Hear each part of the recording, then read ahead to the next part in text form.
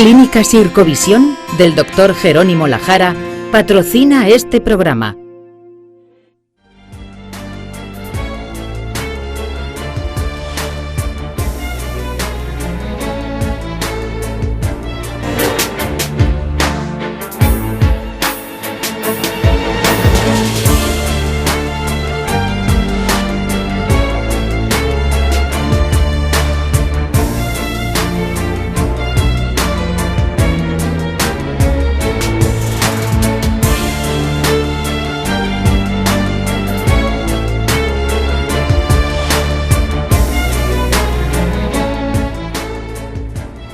Bienvenido a La Salud en tus manos, un programa que hacemos aquí en Popular Televisión y que también emiten nuestros amigos del grupo Cadena Media.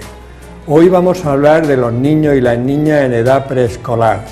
Vamos a ver cuáles son los problemas más frecuentes que tienen. Haremos especial hincapié en los accidentes y sobre todo cómo prevenirlos. También intentaremos hablar de cómo prevenir la obesidad infantil y si nos da tiempo hablaremos de un problema molesto que son los piojos. Para todo ello tenemos en el plató a los siguientes invitados. Pilar Díez, gracias Pilar por venir. Gracias a ti, Juan. Tú eres la jefa del servicio de pediatría del Hospital de Los Arcos. Joaquina Pan Pérez Villalobos, gracias Joaquina por venir. A vosotros. Tú también eres pediatra en el Hospital de Los Arcos. Correcto. Perfecto. Y Juanjo Viguera, gracias Juanjo por venir. Encantada. Tú eres pediatra en el Centro de Salud Mariano Llago en Yecla. Así es. Muy bien, pues hemos sacado las cámaras a la calle para ver qué le gustaría saber a la gente sobre el problema que vamos a tratar hoy. ¿Los niños necesitan un cuidado especial cuando están enfermos? ¿Cómo podemos bajarle la fiebre a un bebé antes de llevarlo al hospital? Mi pregunta es, ¿cómo sabemos que le hemos dado suficiente comida a un bebé? Bueno, estas preguntas las vamos a ir respondiendo a lo largo del programa. Mi primera pregunta, Pilar, sería ¿qué enfermedades serían las más habituales en la edad preescolar? O sea, hasta los 6 años, de los 2, 3 hasta los 6 años. Pues las enfermedades más frecuentes en la edad preescolar son las enfermedades infecciosas. ¿Por qué?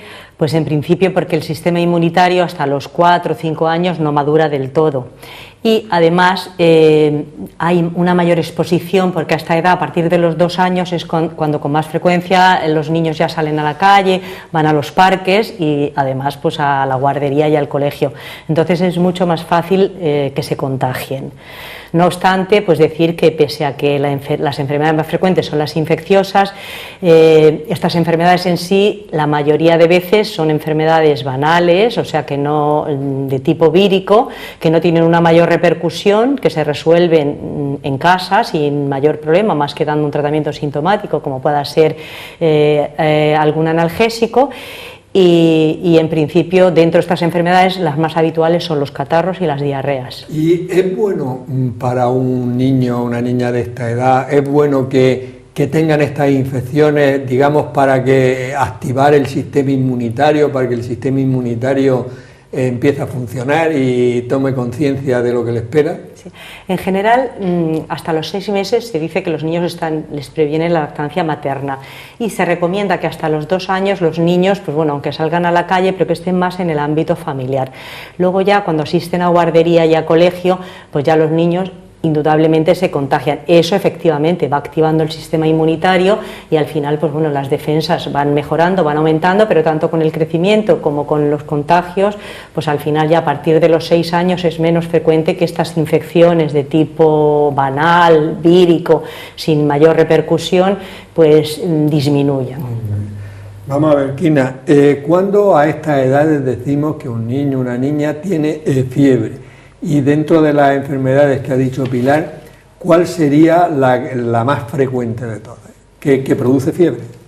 Pues, como bien ha dicho Pilar, las enfermedades más frecuentes son las infecciones en este rango de edad y las infecciones producen fiebre. ¿Qué es la fiebre? La fiebre es una elevación de la temperatura corporal, normalmente decimos que por encima de 38 grados, algunos según 37,5, 38, y es una respuesta del hipotálamo, de nuestro centro termorregulador, ¿no?, de nuestro termostato, la mayoría de las veces a infecciones, ¿no? Es un mecanismo de defensa para que el cuerpo de manera natural al aumentar la temperatura, pues vaya eliminando esos virus, esas bacterias. La fiebre, por tanto, no es algo peligroso. Es una cosa que agobia mucho siempre a todos los padres, pero bueno, a familiares, profesores, guardería y todo, pero no es algo malo ni raro. ¿Qué pasa con esto? Que hay que tratarlo para el confort del niño, es decir, tratar la fiebre con un antitérmico, un analgésico, como ha dicho Pilar, no nos está curando la infección. La infección normalmente, a menos que haya una sospecha de algún otro tipo de infección más grave que requiera otro tratamiento, la fiebre se curará sola. La infección se curará sola conforme el sistema inmunitario del niño vaya respondiendo. Por tanto, nosotros queremos bajarle la temperatura para que el niño esté más confortable. Pero cuando dices, bueno, pues tratamiento antitérmicos cada 6-8 horas, y luego a las 8 horas te vuelven los padres, es que le ha vuelto a dar fiebre, y dices, claro, si es que va a estar 3 o 4 días con fiebre o incluso más, lo que tú haces es que el niño esté más tranquilo, más confortable, no estás curando. Pero esos antitérmicos habría que darlos, por ejemplo, porque tú has dicho fiebre 38, luego has dicho que algunos consideran 37,5, ¿a partir de qué temperatura habría que dar el antitérmico? Normalmente decimos de esperar hasta los 38, pero si vemos, al final, ¿para qué queremos bajar la fiebre? Para que el niño esté más cómodo. Pues si vemos que el niño con 37,5 ya está muy molesto, está que no come, que no descansa, pues le podemos dar el antitérmico perfectamente. No hay que darlo con normotermia, es decir, con 36,5 no le des un antitérmico. Sí, no hay que darlo para que no le suba. Claro, claro. Pero bueno, realmente los padres, me parece muy bien la puntualización esa. Claro, cuando el antitérmico deja de hacer efecto, lo normal es que, como tiene la infección normalmente vírica, la temperatura vuelva a subir y haya que volver a dárselo, que no hay ningún problema, ¿no? Efectivamente. Juanjo, vamos a hablar de una cosa que quizás sea de lo más frecuente, que serían las infecciones respiratorias.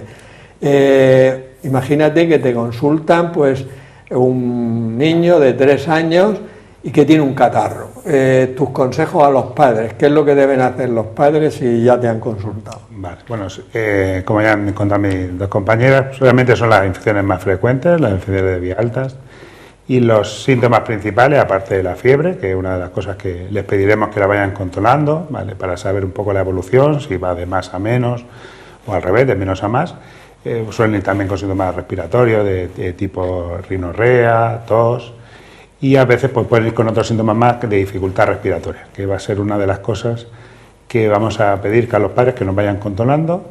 El hecho de que vean que al niño le cuesta trabajo respirar, aquí en Murcia se utiliza mucho el término de que tiene fatiga, que tiene dificultad respiratoria en este ámbito, que respire muy rápido, que se le metan los músculos entre las costillas.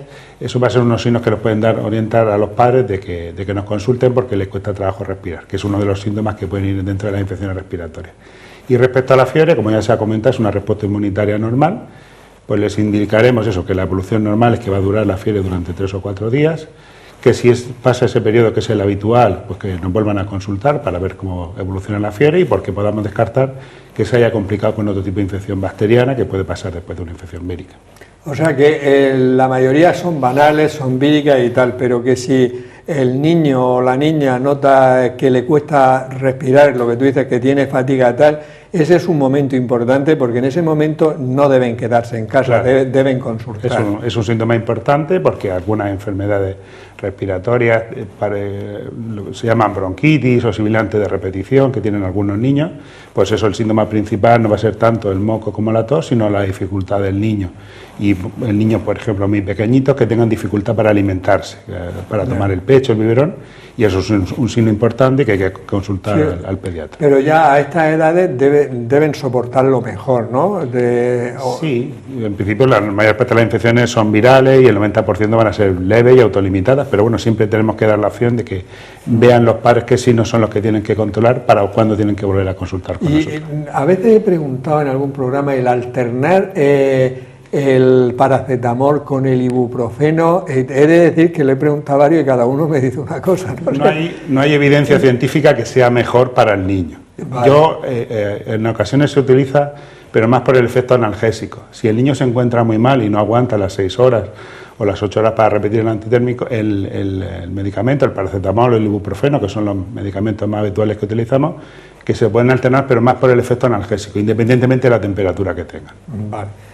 En nuestra sección Palabras de Médicos, nuestro profesor de latín y griego, Juan Carlos Ferre, y nuestra experta en traducción, Mariluz Soler, han elegido unas palabras para ver su origen. Muy buenas, hoy nos toca hablar del cuidado de los niños, de las enfermedades que estos sufren, y anda que no tenemos que sufrir los padres con ellos desde que son pequeñitos, porque como no hablan, no se expresan y no van con un libro de instrucciones, tenemos que ir los padres poco a poco con los años y con la experiencia haciendo ese libro. Y además no vale el mismo libro para niños distintos, no lo podemos intercambiar. Cada niño lleva su propio cuidado, su propio libro, y además tenemos que ir haciéndolo con mucho tiempo y mucha paciencia. Buenas, son cosas de la infancia. Esta palabra, junto con infantil, viene del latín infans, que hacía referencia a este niño que en Roma no podía expresarse todavía en público, se entiende que hasta los 7 años, porque no iba a la escuela, al de su escuela. Bueno, pues ya atendiendo a las enfermedades que hay que cuidar en los niños, la más típica, una de las más comunes, es la diarrea, que enseguida tienen diarrea por cualquier cosa. La palabra diarrea viene del griego dia, que es a través de, pero con cierta continuidad, y rea, que viene del verbo reo, que es fluir. Es decir, que fluye a través de, ya se sabe por dónde, con cierta continuidad y ya también se sabe lo que fluye por ahí, ¿de acuerdo? Algunos tienen diarrea mental, pero eso les sucede cuando ya son más mayores. Otra enfermedad de los niños es la amigdalitis. Viene del latín amigdale, que es almendra, e itis es este sufijo griego que ya conocemos, que significa inflamación. Y también, por ejemplo, la bronquiolitis, que viene de bronquion en griego, que son los bronquios, que están dentro de las ramificaciones de los pulmones, y el mismo sufijo itis de inflamación. Para todas estas enfermedades tenemos al pediatra, que es el médico especialista en el cuidado de los niños. La palabra está formada por la palabra en griego pais paidos, que es niño, basta como pez, y iatra, que es iatros, médico. Pues ya sabes, vayan haciendo el libro de manual de instrucciones de cada niño y poco a poco tendrán ahí la salud en sus manos. Palabras de médicos. Bueno, pues ya sabemos un poquito más sobre el origen de estas palabras, incluyendo pediatra, ¿eh? Aquí 3. Vamos a ver, Pilar, otro problema frecuente a estas edades es el tema de la diarrea, ¿no? ¿Qué se debe de hacer cuando un niño presenta muchas deposiciones?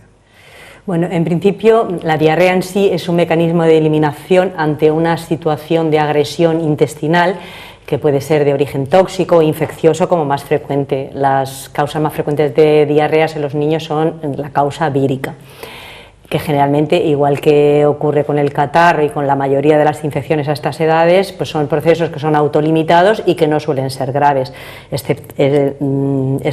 con excepción a veces, pues algunos virus sí que producen mayor alteración, pero la mayor parte de las veces se resuelven solas. Entonces, ¿qué hay que hacer?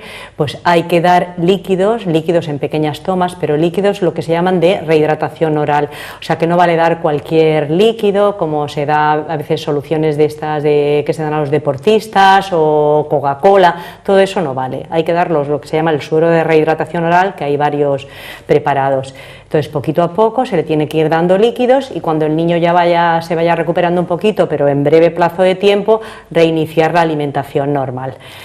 Antes se esperaba como 24 horas dando líquidos y luego se reintroducía la alimentación muy despacito, pero se ha visto que es conveniente reiniciar la alimentación lo antes posible y que esa alimentación pues sea una alimentación sensata, buena, pero que no es necesario tampoco ser muy estricto con que sea una alimentación astringente. Hombre, no le vas a dar una pizza, pero lo que sí puedes dar, pues eso, manzana, un poquito de pescado, carne, o sea que tampoco tiene que ser, venga, a base de arroz y solamente alimentos astringentes. Sí, que una pizza a estas edades no mejor no dársela nunca. No, pero de 2 a 6 hay muchos que... pero digo yo que lo mejor sería no darla, ¿no? Sí, o hamburguesas, es que a los niños les encantan, es como el premio. Sí, no les encantan. Sí. Bueno, ahora cuando hablemos de la obesidad infantil, Y hay una vacuna para un tipo, ¿no? Es la del rotavirus. Rotavirus. ¿Esa a qué edad se pone? Sí, el rotavirus es una de las infecciones, es la más común dentro de las causas de gastroenteritis, de gastroenteritis en los niños, sobre todo a esta edad. Normalmente también es un proceso autolimitado y leve, pero a veces las diarreas por rotavirus son graves, o sea que entonces por eso pues se indica pues eso, la vacuna, que ya se ha incluido en el calendario vacunal. Ya está incluida en el calendario vacuna. Bueno, Kina, vamos a pasar a un problema que no es nada glamuroso, pero es muy frecuente y además hay que intentar evitarlo. Estoy hablando de los accidentes en los niños. Vamos a ir tocando distintos temas. Por ejemplo, tema electricidad, ¿vale? Primero, dentro de la electricidad, que sería lo más habitual, ¿qué medidas debemos de tomar para evitarlo? Y luego, en el supuesto de que el niño meta, que nunca debería, pero los dedos en el enchufe, ¿qué hay que hacer? Pues es un tema muy importante y el de cualquier otro accidente. Sabemos que la mayoría de los accidentes ocurren en el hogar y si hay niños pequeños, pues mucho más riesgo. Entonces, la casa tiene que ser un sitio seguro para enchufes y para cualquier otro tipo de problemas que podamos detectar que pueden hacer que los niños tengan estos accidentes.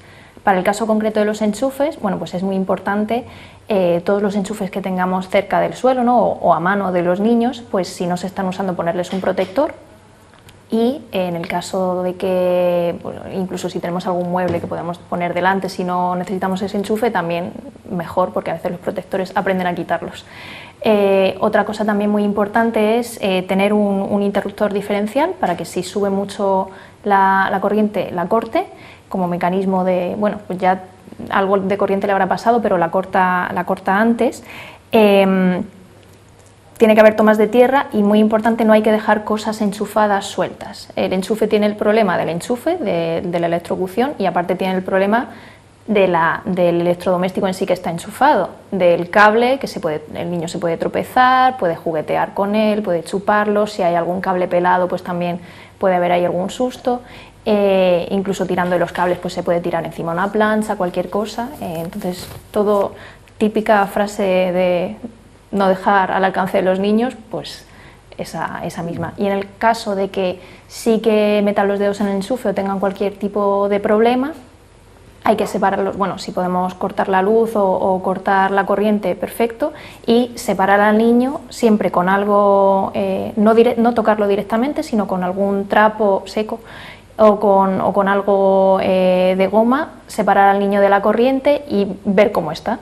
Si vemos que el niño no responde, pues tendremos que llamar a emergencias e iniciar reanimación si sabemos y si podemos, si el niño no responde, y si sí responde, pues es conveniente también llevarlo a su médico o a urgencias donde se pueda para que se le haga una valoración y se compruebe que está todo correcto. Ahora, para los enchufes, yo como tengo una nieta de 20 meses, en mi casa mi hija ha puesto, para cuando viene hay unos que son, cuando conoces el manejo, son estupendos, porque metes luego lo que quieras enchufar, hace un giro y para que no, y eso no lo pueden sacar, pero hay que saberlo, porque yo casi he roto el mecanismo, porque le apretaba y no le cogí unos mosqueos y llegaba a mi mujer y decía que no, Juan, que esto se pone así y simplemente girar así. Y no seguro que lo aprende antes tu nieto.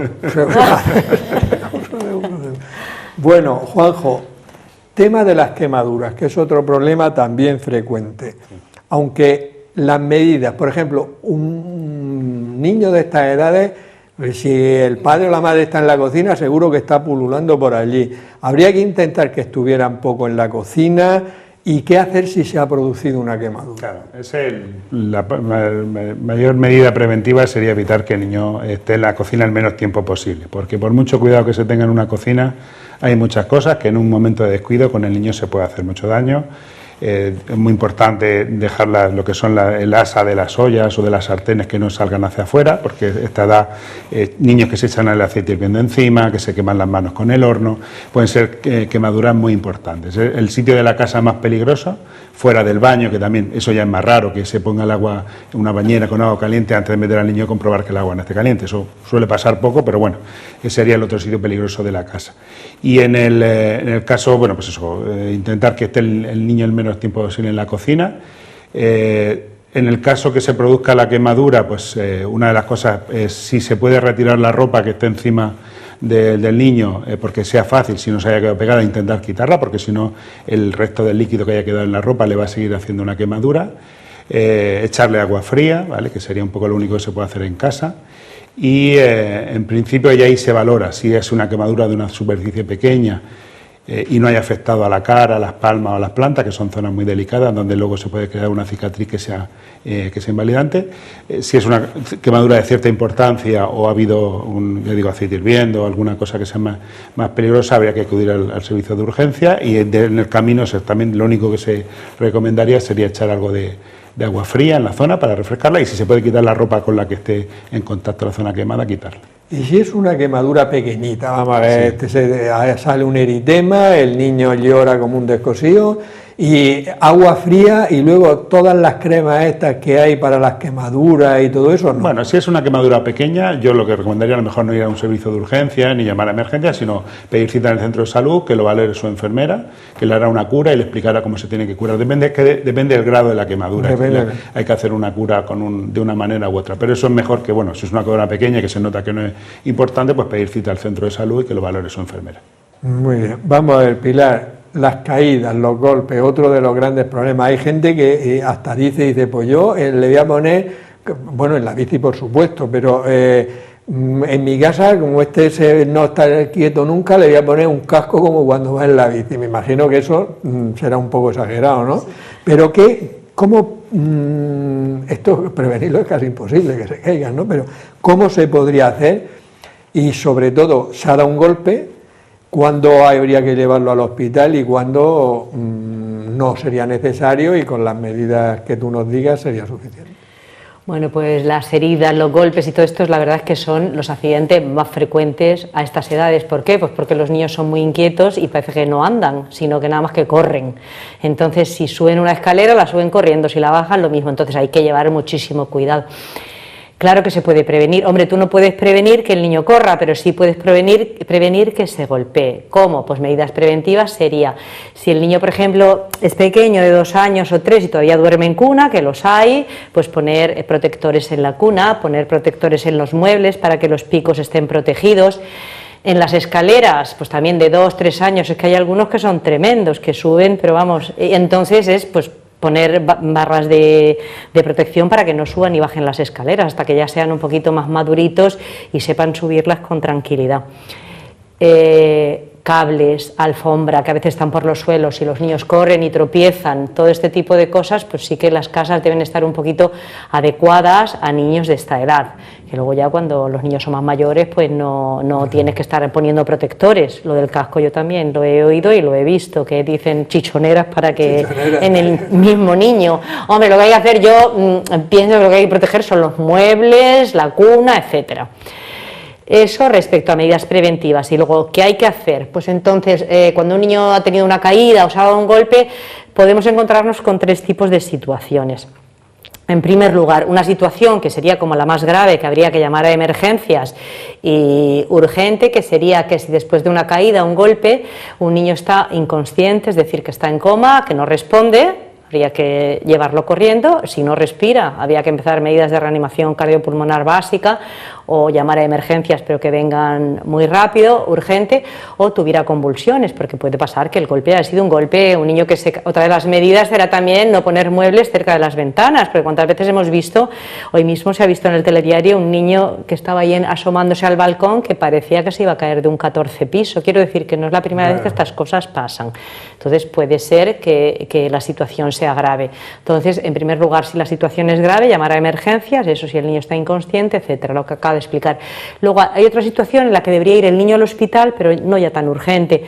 ¿En qué punto se darían estas circunstancias? Pues, por ejemplo, que el niño esté muy somnoliento, hombre, no está inconsciente, pero está muy somnoliento, que lo pones a caminar y el niño se tambalea, que vomita, pero vomita mucho. Si el niño no para de vomitar después de un golpe, se ha golpeado en la cabeza, aunque esté consciente, pero que no para de vomitar, pues es conveniente a lo mejor llevarlo al hospital, no corriendo, pero que se le haga una evaluación por si acaso. Y luego la tercera circunstancia, la más banal, es que no haya pasado nada más que tenga el chichón. Entonces lo que hay que hacer es poner compresas o hielo de agua fría para que bajar la inflamación y luego dar analgesia pues en relación a lo que al niño le pueda doler o no o se queje. Y ya está. No reñirle mucho porque se haya caído, ¿no? Que algunos padres dicen, hombre, cosas sí se pueden evitar en casa. Muchas veces tropiezan con las alfombras, con que hay cables. Bueno, no repetir, pero que... Realmente los niños y las personas bastante mayores se parecen en mucho. Lo que se aconseja en las casas de las personas mayores es exactamente para evitar las caídas, que puede ser el principio del fin. Sí. Hay estudios, por ejemplo, que dicen que tan importante como tomar el calcio y los difosfonatos para la osteoporosis es evitar la caída, es decir, que no haya alfombras, que no haya trastos por medio, una casa lo más minimalista posible, ¿no? Bueno, vamos a ver, Kina, un tema bastante preocupante, incluso hace poco salió en la prensa que una niña, no sé de qué edad, hablaba de 6 o 8 años, no recuerdo bien, se había muerto por un fruto seco. Entonces vamos, el tema de los atragantamientos, el tema de la asfixia. Primero, prevenirlo, y segundo, ¿qué hacer ante un atragantamiento?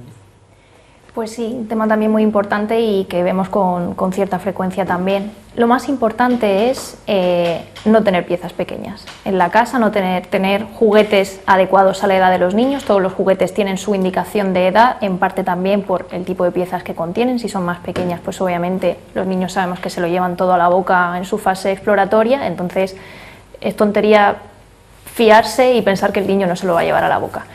Los juguetes, verlos con mucho cuidado cuáles son. Luego, en relación a los frutos secos, normalmente no se recomiendan frutos secos enteros, una cosa es que estén molidos, pero piezas de fruto seco entero no se recomiendan por debajo de los 6 años por este mismo motivo, ¿no? Para intentar evitar los atragantamientos.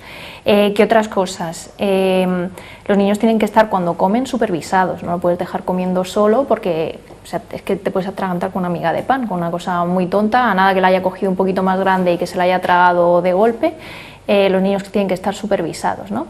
Y luego también tienen que comer erguidos. Tú no puedes darle de comer estando tumbado porque aunque no sea un alimento sólido, e incluso aunque sea una papilla, se puede ir para la tráquea y tener un disgusto. Entonces, niños sentados, comida de tamaño adecuado, supervisados y el tema de los juguetes bien controlado, con qué están jugando.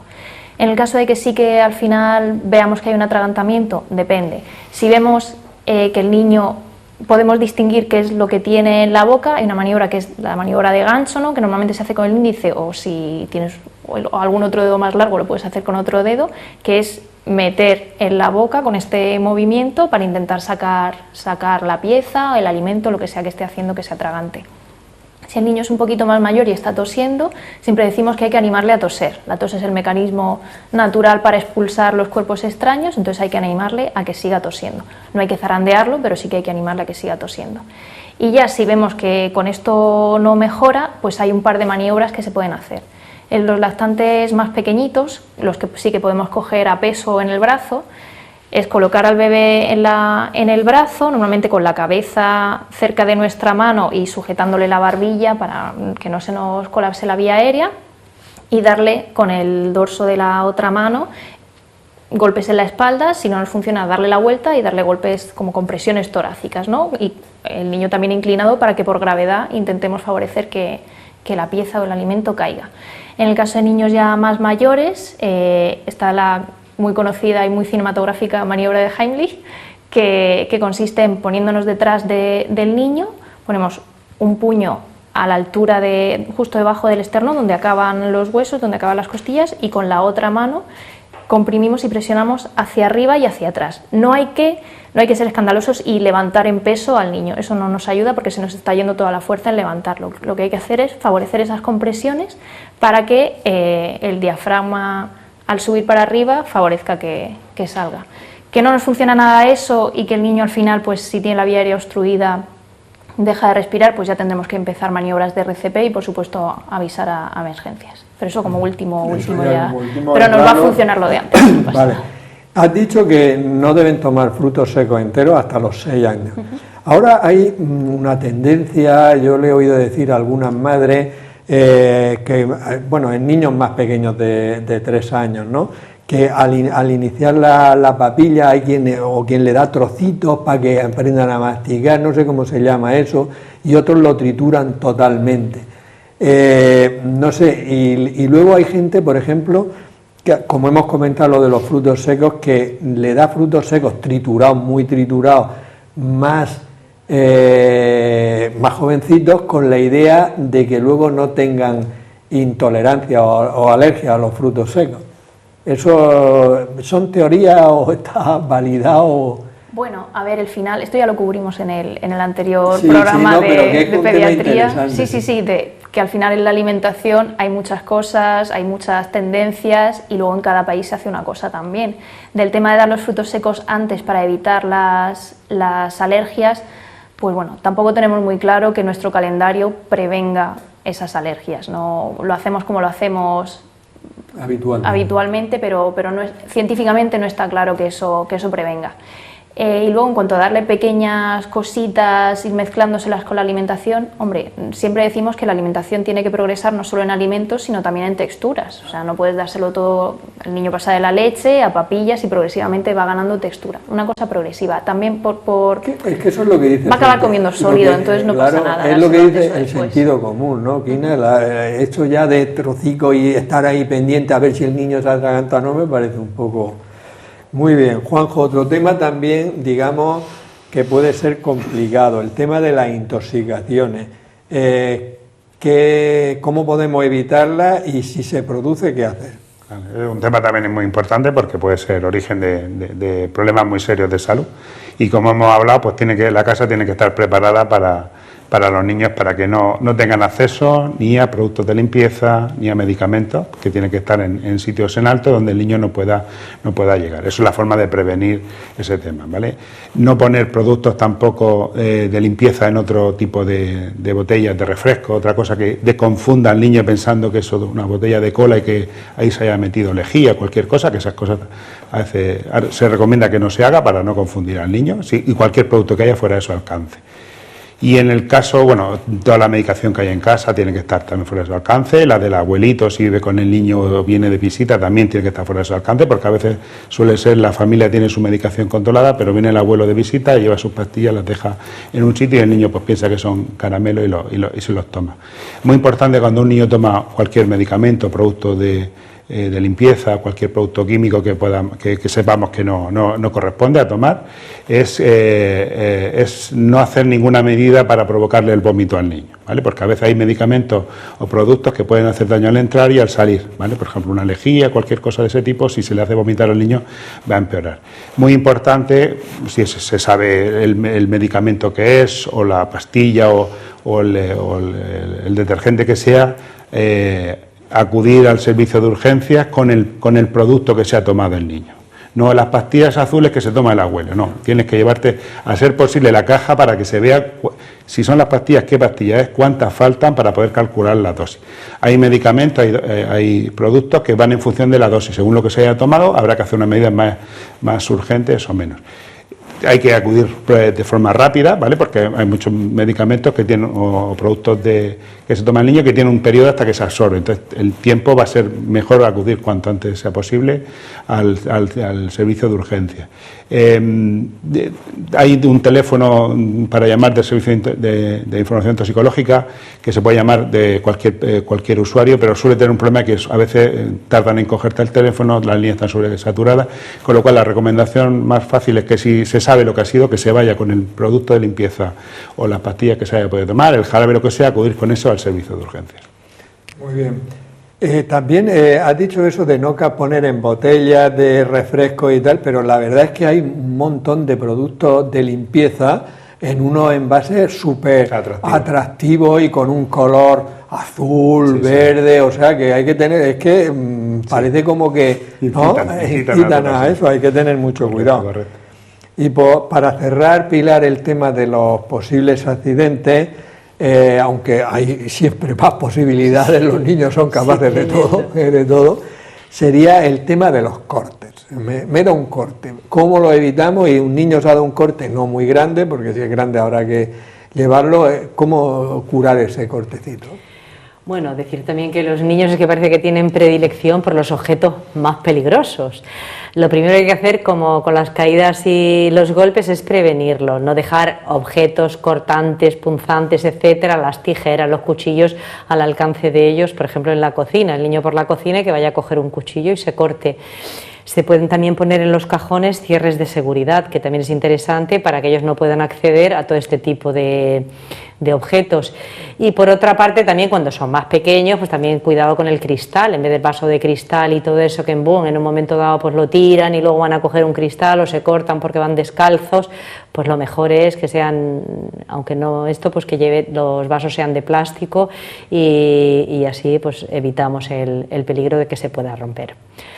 ¿Qué hacer cuando ya se ha producido el corte o la herida? Pues en primer lugar, ¿qué hay que hacer? Por ejemplo, en una mano, ¿no? Pues habría que, en primer lugar, lavarle la mano, lavarla muy bien con agua fría.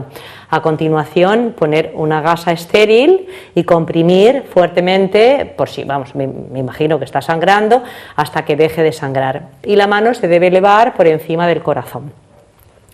Si vemos que ha empapado la gasa y sigue sangrando, pues se pone otra por encima y se comprime mucho más. Es decir, que hay que tener la suficiente compresión hasta que la herida deje de sangrar. Una vez que vemos que ha dejado de sangrar, porque ya no mancha más la gasa, pues la descubrimos, lo vemos y ya la vamos a ver pues ya limpia y con un poquito más de tranquilidad. Entonces hay que ver el tamaño del corte. Entonces, si es superior a 1,5 centímetros, aunque esto también es muy aleatorio o es muy profundo, pues sí se puede consultar en un servicio de urgencias o en el centro de salud, por si acaso precisara unir los bordes y poner un Steri-Strip o dar un puntito de aproximación.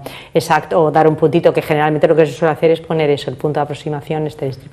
Y por lo demás, si luego vemos que es una cosa muy pequeñita, pero que la sangre es muy escandalosa, pero que no tiene mayor importancia, pues se queda en casa y punto, le pones una tirita. Y ponerle el betadine o la cristalmina y eso a estas edades eso, se puede poner. Se puede poner perfectamente, pero vamos, luego ya si quieres le haces una curita con betadina y le pones allí lo que es un apósito con una gasita para que no, pero más que nada para que no se vuelva a rozar, porque si tienes una herida te vuelves a dar y se vuelve a abrir la herida porque parece que busca el golpe, busca el sitio donde ya está.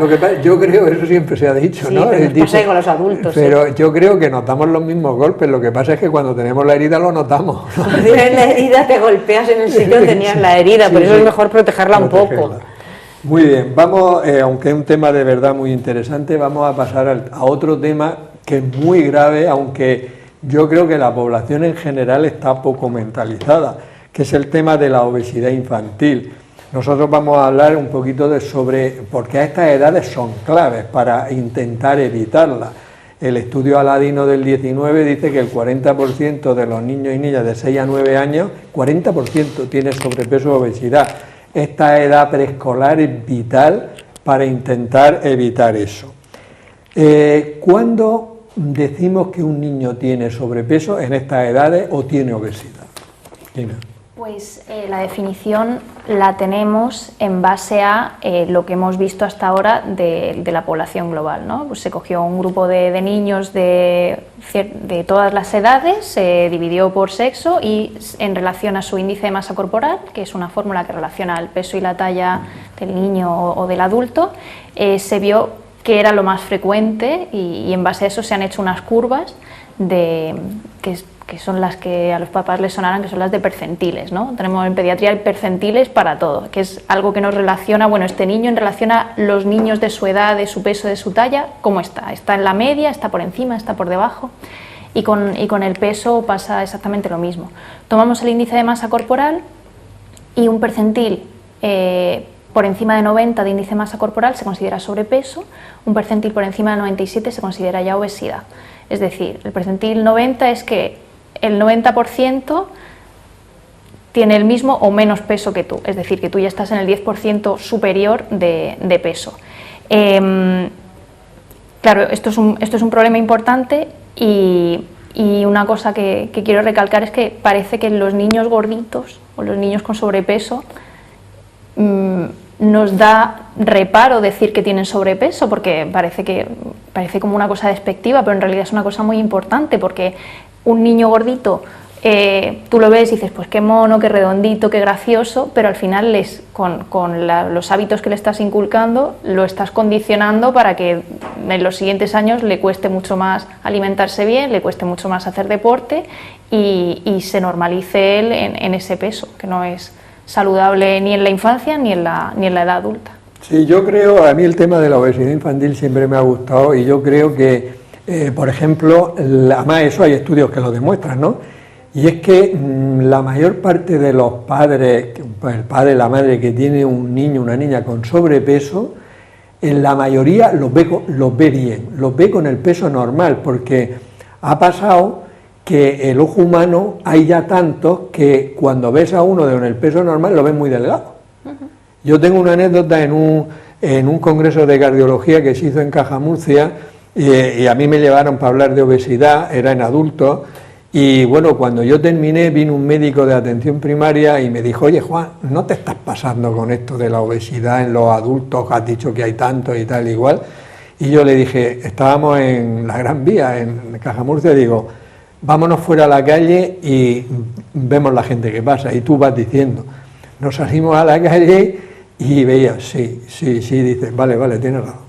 O sea que hay tantas personas con sobrepeso, con obesidad, que el ojo humano se ha acostumbrado y cuando ven a una persona como nosotros, de peso normal, se creen que estamos chupados, estamos delgados, ¿no? Pero esa es la realidad, ¿eh? Es la realidad. Sí. Con los niños pasa una cosa parecida, porque también las madres lo ven, a veces niños que están en percentil 50 o entre el 25 y 50, que prácticamente están en la media, y los ven, es que está muy delgado, es que el vecino, y claro, les gusta verlos muy hermosos, muy grandes. Es que es un error, porque además hay una cosa que quizás vosotros conocéis perfectamente bien, pero la mayoría de la gente no lo conoce, y es que nosotros nacemos con un número de células grasas, pon 1 millón, por decir una cifra. Y hay unos periodos críticos que son alrededor de los 2 años a los 6 u 8 antes de la pubertad, que si se engorda en ese periodo se duplica o triplica el número de células y luego las células no disminuyen. Ya no tiene solución. Entonces, engordar en esos periodos es terrible porque luego tienen un 90% de probabilidad de ser gordos de adultos y de difícil tratamiento. O sea, eso... Los pediatras, aquí hay 3, hay que ese tema yo lo veo muy... El síndrome metabólico, claro. Que luego las complicaciones son terribles de la obesidad. Vamos a ver, Juanjo, ¿cuáles son las causas que tú crees que han sido más importantes para que haya este exceso de personas, de niños, de niñas con obesidad infanto-juvenil? Tanto aquí en Murcia como en el resto de los países occidentales. Sí, esto es uno de los problemas de salud más importantes, más prevalentes en los países desarrollados. En los países subdesarrollados, donde hay problemas de acceso a la alimentación, el problema de la obesidad no es un tema de salud porque no llega. Por parte de lo que hemos estado hablando aquí, realmente ahora mismo valorar el índice de obesidad, como ha comentado Kina, se hace por percentiles, pero se están utilizando percentiles de unas poblaciones no de las actuales, porque si hiciéramos ahora mismo los percentiles ahora mismo con los niños que hay ahora mismo en este grupo de edad, pasarían como normopeso a muchos niños que están en grado de sobrepeso o obesidad, porque es tan frecuente que los percentiles se han ido aumentando. Entonces se siguen manteniendo percentiles anteriores para saber cuál era la normalidad. Ahora la normalidad no sería esa. Y eso hace que al ver todo el niño o adultos con sobrepeso o obesidad, el niño normal aparezca como que tiene un bajo peso, es un problema. Y eso tiene que ver mucho con más que por un tema de salud, un tema pediátrico, un tema de alimentación, un tema de modelo de sociedad. La sociedad ha cambiado mucho y eso, uno de los efectos que está produciendo, aparte del cambio climático, de otra serie de problemas que estamos teniendo como sociedad, es el tema de cómo viven nuestros niños ahora. Y empiezan desde edad preescolar. La actividad física ha disminuido de forma alarmante. A cualquier edad, y en la edad en que más nos hemos movido siempre era cuando éramos pequeñitos, que era cuando más tiempo estábamos en la calle jugando, haciendo actividad física. Eso ahora mismo se ha reducido de forma drástica. Primero porque las grandes ciudades no se han diseñado para los niños, se han diseñado para otro tipo de ocio para adultos, no están pensados, los parques son muy limitados y con muy poca variedad. El hecho del ocio sedentario, ahora los niños incluso desde estas edades que estamos hablando ya están enganchados a pantallas, cosa que en nuestra época de niños eso no había, esa posibilidad de acceso a un ocio, de estar con una pantalla viendo dibujos animados con una tablet 2 horas o 3 horas, como me pasa a mí, y niños con 2, 3, 4 años que ven 5 horas de pantallas al día. Eso está claro que si el niño, por muy bien que coma, que en eso también hemos empeorado en parte, si estamos muchas horas sentados y no tenemos la actividad suficiente para quemar todas las calorías que ingresamos, aun comiendo bien, si no nos movemos vamos a engordar, vamos a tener sobrepeso. La alimentación es otro de los factores. Ahora tenemos alimentos procesados hipercalóricos que son mucho más económicos a nivel para una familia con un pocos recursos que comprarse 1 kilo de manzana o de pera en una región como la nuestra, que tenemos una agricultura que es de las mejores del mundo y que exportamos mucha fruta al exterior, y aquí es muy triste que una familia con pocos recursos les sea más barato comprarse 1 kilo de magdalenas que 1 kilo de plátanos. Eso es algo que estamos haciendo mal como sociedad. No puede ser que eso siga así, porque los niños están viviendo ese ambiente de alimentos, se utilizan alimentos más procesados y más hipercalóricos, y a la misma vez estamos moviéndonos menos y con un ocio más sedentario. Pues todo eso conduce a un desbalance entre el ingreso y el gasto. Y eso, sobre todo, es en países desarrollados, donde tenemos acceso a esos alimentos y a ese ocio que en otros países no lo tienen. Me ha parecido muy interesante todo, pero el tema del ocio, las pantallas, etcétera, etcétera. Y luego hay una cosa, yo le voy a dar una idea a los políticos de Murcia a ver si la cogen, ¿vale? A mí me da mucha tristeza que el ocio sea los sábados por la tarde o los domingos, los viernes por la tarde, ir a los centros comerciales, donde allí es donde se divierten, y encima está lleno de tiendas, no hay ninguna que se coma decentemente en cuanto a productos que no favorezcan la obesidad. Y yo me he preguntado, ¿es que no se le ha ocurrido a ninguno el centro de Murcia o de Cartagena o de Lorca o de cualquier ciudad, los fines de semana, cortarlo al tráfico radicalmente, solo residentes y transporte público, y poner en Santo Domingo unos payasos en la plaza de la Catedral? Hablo de Murcia, pero vale para cualquier ciudad. Un teatro de marionetas, en otro sitio, en fin, hacer el centro de la ciudad el ocio, donde los padres con los niños y las madres con las niñas irían paseando, viendo cosas, y existe otra alternativa. Es que la fiesta es ir a un centro comercial de las afueras de la ciudad, y los centros de la ciudad vacíos. Yo creo que eso, a ver si algún político se anima, sí. Se anima. No debe ser tan difícil, ¿eh? Y los patios de los colegios, por ejemplo, los colegios e institutos, que son centros, a veces el único sitio para hacer deporte en un barrio es el centro escolar, tenerlos cerrados por las tardes y que los niños no puedan hacer eso. Yo llevo una guerra con eso, Juanjo, desde hace 10 y 15 años, 10 y 15 años. Yo he visto saltar esto es los patios de los colegios. A los patios de los colegios. A jugar al fútbol, al baloncesto. Eso es demencial totalmente. Sí, y luego hay otra cosa, es para niños ya en los parques, si os dais cuenta, en los parques hay para los niños pequeñitos. Está el tobogán pequeñito, está el tal. Pero el de 6 años ya no sabe qué hacer. Y entonces la maquinica.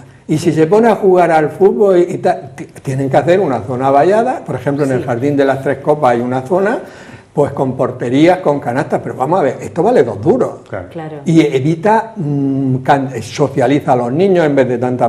Pero es un problema de los dirigentes que tienen que tomar las medidas ya. Recursos públicos, lo has dicho tú, la calle, el centro educativo son recursos públicos, claro. Y eso tendría que hacer las instituciones, todos, ayuntamientos, comunidades, el Estado, favorecer que eso se utilice. Realmente, a veces el único sitio donde puede hacer con seguridad un niño de deporte, a lo mejor es en el patio de su colegio, que va a estar vallado, que se puede poner una persona que se encargue de seguridad. Deportes de equipo, y a lo mejor ni se conocen, pero entre ellos enseguida uno con otro, claro, bueno, yo hice un programa, venga, un equipo contra otro, y enseguida se... Hace años hicimos un programa de obesidad infantil y trajimos a políticos, ninguno ha hecho nada, ¿vale? Pero en fin, esto es... Hay que decirlo. Vamos a ver, Pilar, una pregunta fácil pero muy complicada en la práctica, que es ¿cómo introducir hábitos de vida saludables en los niños de estas edades, de preescolares, para evitar el sobrepeso y la obesidad? Ya, si es que es un poco repetir. Bueno, en el sobrepeso, que esto no lo hemos dicho, es como influyen fundamentalmente 2 factores. Por un lado tenemos el factor genético, que ese no se puede evitar, y por otra parte es el balance entre la dieta y el ejercicio.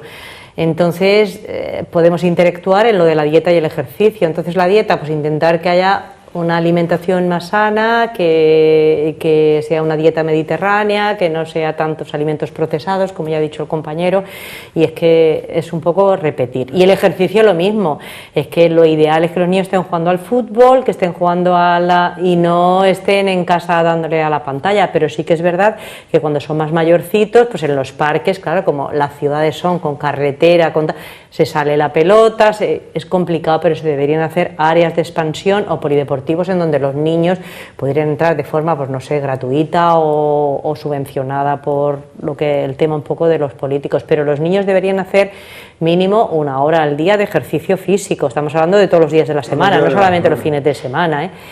Y luego ya lo más mayor es un poco de hacer también apoyo psicológico y terapia un poco conductual, en el sentido de que, bueno, de que poner metas a corto plazo, a medio plazo, a largo plazo y hacer como refuerzos, porque claro, si no ha ganado o si ahora ha vuelto a engordar, en fin, que también es importante hacer psicoterapia, creo yo, para que ellos tengan refuerzo y quieran seguir empeñando en el intento de comer bien, de no... Hay una cosa muy importante, Pilar, las palabras convencen, pero el ejemplo arrastra. Ya. Es decir, tú lo que no puedes decirle a un niño, cómete esta naranja o este tal, y tú estás comiéndote. Claro. O sea, y hay que facilitar, poner en la... Es que el tema también de la genética, yo no sé, pero parece que es coincidente, de genética de padres obesos.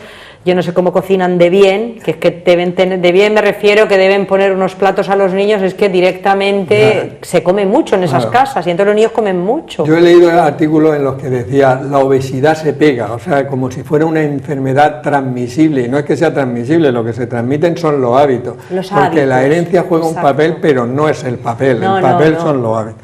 De hecho, de los vídeos que nosotros hacemos para nuestro portal de salud, Lucan Salud, hemos seleccionado para la sección me lo compro, me lo como, no me lo compro, no me lo como. Tostarricas Choco Guay, ¿me lo compro y me lo como o no me lo compro y no me lo como? A pesar de que el nombre parece muy atractivo, Choco Guay, yo no me las compro y desde luego no me las como. Vamos a ver sus ingredientes. Bueno, lo primero es que hay que buscarlos, ¿vale? A ver si los encontramos. Bien, vamos a ver, es difícil de leer por la letra pequeñita. Vamos a ver, aquí te pone que es una galleta sándwich rellena de crema de leche 3% y crema de cacao 18%. Si nos vamos a los ingredientes, tiene harina de trigo 47%, azúcar, aceites vegetales, palma, que ya sabemos que es un aceite bastante perjudicial, el girasol y nabina. La nabina es como aceite de colza. Luego lleva cacao desgrasado, en polvo, suero lácteo, jarabe de glucosa, fructosa, maltodextrina, conservantes, etcétera, etcétera. No leo más porque... O sea, realmente esto es lo que es característico de un alimento ultraprocesado. Es un alimento en el cual cogemos muchas sustancias, las mezclamos y nos sale esto, ¿no? Y si luego nos vamos, que también hay que buscarlo a la... información nutricional, pues fíjate, 100 gramos de estas galletas tienen 488 calorías. Se sabe que todo alimento que tenga más de 250, 300 calorías por 100 gramos, sobre todo si es a base de azúcar y grasas saturadas, aumenta el riesgo de obesidad. Mira, tiene 20 gramos de grasas, de las cuales son saturadas 13. Es decir, más de la mitad de las grasas que tiene son las grasas saturadas. Las grasas saturadas tomadas en exceso favorecen el aumento del colesterol. Entonces tiene bastante grasas saturadas. Y luego de hidratos de carbono tiene 70, de los cuales azúcares son 31. Es decir, un poquito menos de la mitad de los hidratos de carbono son azúcares. Esto quiere decir que pasan rápido a la sangre y aumentan los niveles de insulina y favorecen la obesidad. Tiene de fibra por 100 gramos 2,4, eso está bien, y proteínas 5,4. Sal no mucho. Pero luego en las vitaminas, pues pone aquí que tiene vitamina A, D, la B1, la B6, etcétera, etcétera. De hecho, aquí digamos que en la presentación pues pone que lleva 6 vitaminas con hierro y calcio. Luego además lleva como para jugar con los Pokémon, y incluso deben a algún concurso porque hay un concurso de dibujo. Yo creo que todas estas cosas en este tipo de productos de bollería industrial deberían de estar prohibidos, porque esto hay niños incluso que los piden pues por el juego, por tal y cual. En resumen, es un alimento muy poco saludable, rico en grasas saturadas, con bastantes azúcares y muchas calorías. Por tanto, esto lo mejor es no comprarlo, no tomárselo, y en el desayuno o en la merienda pues tomar una tostada con aceite de oliva virgen o cambiarlo por 2 yogur o por frutas. Son alimentos mucho más saludables y desde luego un alimento poco recomendable, lo cual no quiere decir que excepcionalmente alguna vez se pueda tomar. Estupendo, muchas gracias. Bueno, pues ya sabemos un alimento poco recomendable, y para compensar, Kina, dinos qué alimentos deberían formar parte de la cesta de la compra para una buena alimentación para los niños en edad preescolar. Pues, como muy bien habéis dicho antes, nos centramos mucho en qué comen los niños, hay que centrarse en qué come la familia, ¿no? Una cesta de la compra saludable, todo el mundo sabe en realidad lo que tiene que llevar, ¿no? Nos hemos criado donde nos hemos criado, y Murcia con su huerta y la zona mediterránea sabemos que hay que tomar legumbres, que hay que tomar arroz, que hay que tomar carne, pescado, verduras, frutas a ser posible en vez de los zumos, y fuentes de cereales, sobre todo integrales. Al final es una alimentación saludable que tiene que ser no solo para el niño, sino para toda la familia, porque efectivamente si el niño, por mucho que tú le quieras poner un plato de verduras, si el niño ve que tú te estás comiendo otra cosa, no va a asumir que esa es una comida normal y rica, ni le va a ver el atractivo, y al final va a acabar comiendo pues otras cosas menos saludables. Sí, totalmente de acuerdo contigo, Kina. Lo que pasa es que una vez un médico hizo un estudio porque le preguntaba veía a personas con sobrepeso, con obesidad, niños y tal, y le preguntó, dice, ¿qué vosotros en casa qué tomáis y tal? Y dice, nosotros dieta mediterránea. O sea, tú le preguntas a la gente y todo el mundo hace dieta mediterránea. Y entonces a este se le ocurrió y le dijo, pues ¿cada cuánto tiempo compra? Y dice, semanalmente. Y dice, tráeme el ticket de la compra. Y entonces pues observó que efectivamente para una familia de 4 personas pues había fruta, pero abajo había 1,5 kilos de fruta para la semana y para 4 personas, que había verduras que a lo mejor una semana llevaban legumbres y otras no. O sea que realmente compraban esos productos, pero en cantidades tan mínimas para eso que realmente no hacían ese tipo de dieta. Bueno, llevamos ya 55 minutos, o sea que el tema de los piojos no lo vamos a tratar hoy. Entonces, ya ha dicho Juanjo o Pilar, habéis dicho que mínimo 1 hora diaria de ejercicio físico. ¿Cómo podemos conseguir esto en los niños? Yo hice una propuesta que por supuesto nunca me han hecho caso, y yo proponía que quitaran 10 minutos a cada clase para que no fueran que las matemáticas, lo otro y tal, 10 minutos a cada clase, y eso sale 1 hora para ejercicio. Sí. Y van a aprender probablemente más y van a tener menos problemas psicológicos si los niños se alimentan bien y hacen ejercicio, que si luego están gorditos, aunque hayan estudiado 10 minutos más de matemáticas, de historia, de geografía. No sé, ¿lo veis una burrada lo que digo? No, sí, pero bueno, realmente, aparte del tiempo escolar, realmente todo lo que es la tarde del niño, ahora casi todos tienen jornada continua, 1 hora en toda una tarde no es tanto tiempo. El tema es que tenemos unos hábitos que, como igual que el ejemplo que has comentado, si el niño le dice que se come una ensalada y el padre se está comiendo una bolsa de patatas fritas, el niño no va a decir, oye, ¿por qué yo sí y tú no? Eso, el ejemplo es lo primero. En el ejercicio físico pasa lo mismo. No podemos incitar a los niños a que hagan actividad deportiva si somos los adultos, que somos mucho más sedentarios que los niños, los que no hacemos ninguna actividad deportiva. La actividad recomendada 1 hora diaria, dentro de una jornada laboral, de una jornada diaria, no es un disparate. ¿Qué tipo de actividad? La que le gusta al niño. No podemos apuntarlo a hacer taekwondo si no le gusta el taekwondo, si le gusta más la natación, le gusta más correr, patinar, bicicleta, baile. Ahora le ha dado mucho, tanto a chicos como a chicas, hacer baile moderno, baile de salón, da igual la actividad que hagan. Y una de las cosas, aparte que sea 1 hora de actividad, una de las cosas que le recomendamos es que sea de forma continua. No vale mucho hacer 15 minutos, pararse 2 horas y volver a hacer otros 15 minutos.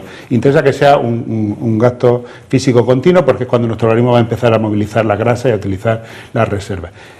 También recomendamos que se haga en familia, a ser posible, salir a andar. Tampoco hace falta ir a un gimnasio y apuntarse. Que salga a andar toda la familia, una horita contando, venga, a ver cuántos pasos damos. Ahora tenemos relojes que nos dicen un montón de información, uno se pica, venga, a ver cuántos hacemos. Hay formas de hacerlo. Para todo eso que necesitamos, que los padres tengan una posibilidad de conciliar la vida familiar con la laboral, que eso es lo que tenemos, que muchos niños están muy solos por las tardes, a cargo de abuelos, que a lo mejor el abuelo no estaba a lo mejor para estar con el niño corriendo. Si los padres tienen recursos, la familia tiene recursos, a lo mejor lo pueden apuntar a alguna actividad extraescolar de tipo deportivo, pero no todas las familias tienen ese tiempo. Con lo cual eso es, volvemos a lo mismo, que sea fácil, accesible y económico para todas las clases sociales. Muy bien, estamos ya prácticamente fuera de tiempo, pero hay 2 preguntas que sí quiero hacer. Pilar, una, ¿cuánto tiempo, estamos hablando de preescolares, podrían estar estos niños y niñas delante de una pantalla? Bueno, en primer lugar, aunque no es la edad, pero quiero decir que la Organización Mundial de la Salud dice que desde los 0 a los 2 años, tiempo de pantalla 0, o sea que no deben estar nunca delante de una pantalla. O sea, tiempo de pantalla 0. Vale. Sí, no obstante, la Asociación Española de Pediatría permite, a partir de los 18 meses hasta los 2 años, que si es una videollamada, porque va a ver a la abuelita, el hermano, que son excepciones. No, pero el otro es radical, que ni videollamada ni historia, ni con amigos. Yo estoy a favor de la videollamada. Sí, la familia. Por obvias razones. Sí, pero si luego también se habituan al amigo, que son todavía muy pequeños.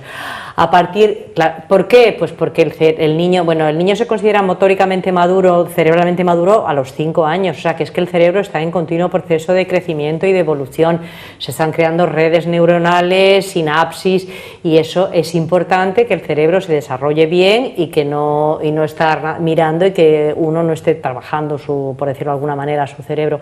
A partir de los 2 años, pues se puede permitir un uso, permitir a lo mejor media horita, máximo 1 hora cuando son un poquito más mayores, pero siempre que sean de contenidos pues educativos, dentro de lo que cabe, no de cosas para estar viendo cómo los Pokémon se pelean y todas estas cosas así de lucha, pues como que no. Pero vamos, que lo que pasa que todo esto favorece el sedentarismo, favorece la obesidad y todo el tema que hemos hablado anteriormente. Y última pregunta, Kini, ¿es importante que coman despacio los niños a estas edades? Pues hay varios estudios, muy brevemente, sí, hay varios estudios que más en adultos, ¿no?, que el tiempo de comida es un poco proporcional a la sensación de saciedad. Si tú comes muy rápido, al cerebro no le da tiempo a producir la sensación de saciedad y que quieras dejar de comer. También el comer muy rápido se asocia muchas veces a los alimentos ultraprocesados, entonces son 2 cosas. Y sí que me gustaría añadir una cosita solo en cuanto a lo del tiempo de las pantallas. Yo creo que nos centramos mucho en el tiempo de minutos, pero yo creo que hay que centrarse también en el por qué y en el qué. O sea, ¿por qué le estás poniendo la pantalla? ¿Por qué hay una serie, una película que le gusta mucho y que lo quiere ver? Perfecto. Pues esa serie a lo mejor son 30 minutos y ya está. Pero no déjale 1 hora porque tiene derecho a 1 hora de pantalla de lo que sea, sino qué es lo que está viendo y por qué. Y luego el modelo de la familia, porque si el padre está mirando a la pantalla, ¿cómo le vas a decir, niño, quita? Claro, y tú sigues viendo la serie. Ya decía Einstein que el ejemplo no es una manera de influir en los demás, es la única manera. Es el único modelo para los niños. Bueno, creo que realmente un programa muy interesante. Nos han quedado muchos temas, además de los piojos, obviamente, pero nos han quedado hablar de los alimentos ultraprocesados. Sí. Menos mal que hemos sacado uno que no se debe de tomar, pero hay cientos y cientos por ahí. Deberíamos de haber tocado el tema de la ensalada en los niños, del desayuno, etcétera, etcétera. Pero bueno, hemos estado 1 hora hablando de este tema y seguro que en el futuro podemos retomar esto y seguir hablando cuando hablemos de los niños en la edad ya escolar. Por mi parte nada más, solo recordaros que en nuestro portal de salud, UCANSalud, tendréis información sobre hábitos de vida saludable y prevención de muchas enfermedades. Y nada más, despedirnos hasta la próxima semana en un nuevo programa de La Salud en tus manos. Que seáis muy felices.